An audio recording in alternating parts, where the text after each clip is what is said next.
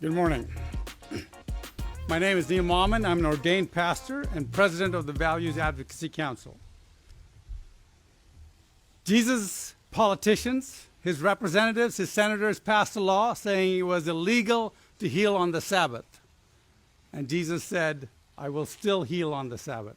And he did. For the last 2,000 years, the church has been the driving force behind the changing of thousands of laws. Laws that no non-believer had ever thought to change. We banned child prostitution, widow burning, we stopped the superstitious killing of twins, and temple prostitution. We banned gladiatorial combat, slavery, and the abandonment of children and elders. The church has long stepped in to be the conscience of government.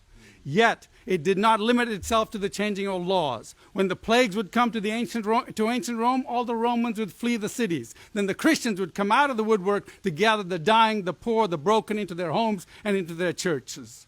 When the slave hunters hunted escaped slaves, the churches of the North would open up their doors to give them shelter and a hiding place against the laws. When wars broke nations apart, churches were the safe havens for where doctors could bring the wounded and dying to be tended to. We created the first charities, the first hospitals, and the first orphanages.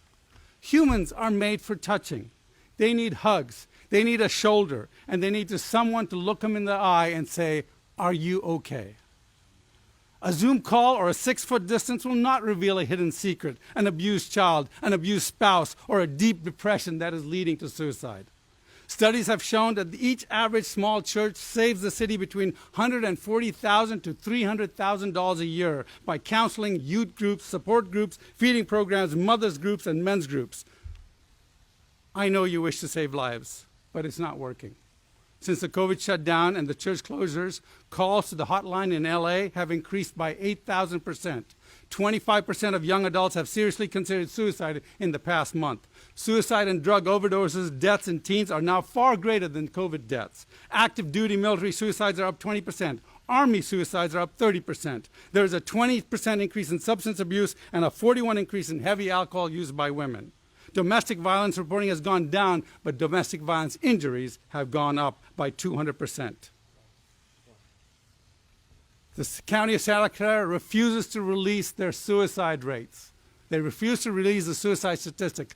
Everyone hearing this, please call the county over and over again and ask them for the suicide statistics for this county.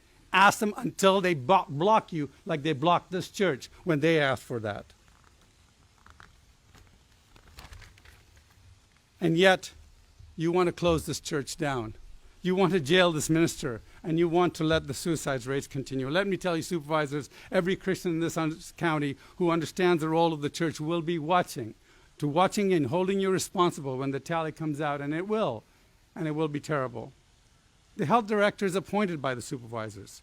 You are responsible. If the supervisors of Santa Clara really care about lives, if the health department really cares about lives, if Governor Newsom really cares about lives, they will let the most powerful agent of life do what they have always done: minister to the poor, minister to the suffering, minister to the sick, and minister to the lonely. If you care about life, open up our churches. Thank you.